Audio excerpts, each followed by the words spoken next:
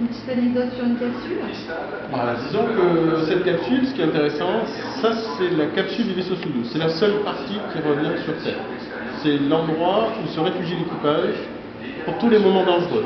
Décollage, atterrissage, jonction, allumage des moteurs. Pourquoi? Parce que concrètement, si ça foire, il n'y a que là-dedans qu'on est sauvé. Tout le reste, c'est des trucs qui vont brûler, qui vont disparaître.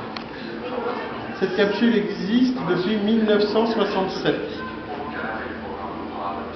Ça a été conçu pour aller autour de la Lune, dès le départ.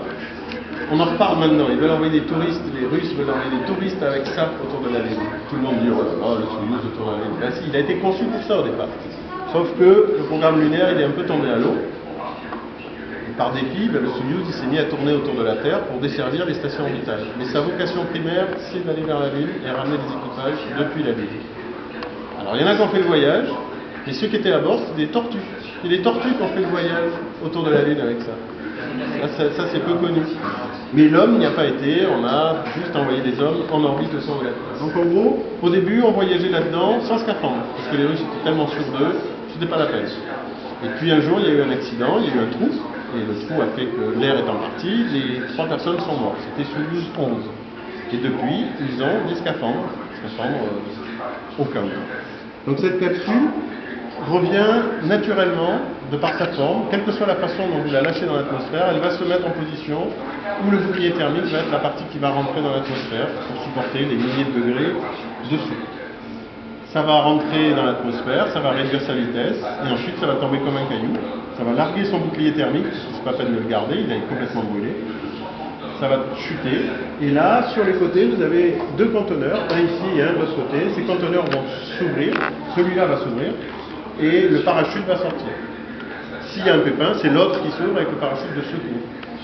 Et ça va se déployer, ça va descendre lentement, et arriver près du sol, les sièges des cosmonautes vont être relevés pour avoir un peu de souplesse au moment du choc, et des rétrofusées vont s'allumer dessous, à 1,50 m du sol, pour réduire l'impact sur le sol. Donc c'est un atterrissage un peu viril. Sur Terre, c'est aussi dur que sur la mer, parce que quand vous voyez les capsules Apollo qui revenaient sur la mer, le choc est aussi violent, parce qu'à cette vitesse-là, l'eau est aussi violente. Donc ça a très bien marché. Ça peut tomber dans l'eau, c'est arrivé. Il y en a un qui est tombé dans un lac une fois. Si vous ouvrez la porte, l'eau rentre dedans.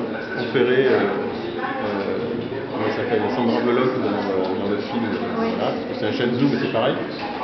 Les Russes ont vendu cette technologie aux Chinois, puisque les Shenzhou chinois, c'est tout simplement un Soyouz amélioré, parce qu'ils avaient besoin d'argent et les Chinois avaient besoin d'une technologie, donc ils ont acheté la technologie et un vaisseau. Ils l'ont entièrement dépioté, ils l'ont passé à la photocopieuse, 13% plus grand.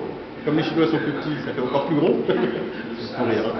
Mais en gros, la technologie chinoise, c'est copié sur ce vaisseau de 1967, destiné à aller autour de la Lune, fait par Korolev, celui qui a fait Sputnik. Donc on est vraiment sur la même lignée. Voilà. Jamais d'accident? Si, le premier, pour une raison politique, fallait qu'il parte, alors qu'il n'était pas prêt.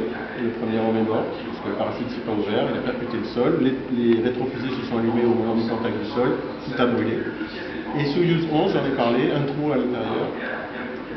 Conception technique problématique, quand les morceaux se séparent, c'est de la pyrotechnie. Et la pyrotechnie était trop violente, elle a ouvert une vanne et les gars sont morts à l'intérieur. Ils le savaient, ils ont essayé de boucher le trou, mais ils n'ont pas pu.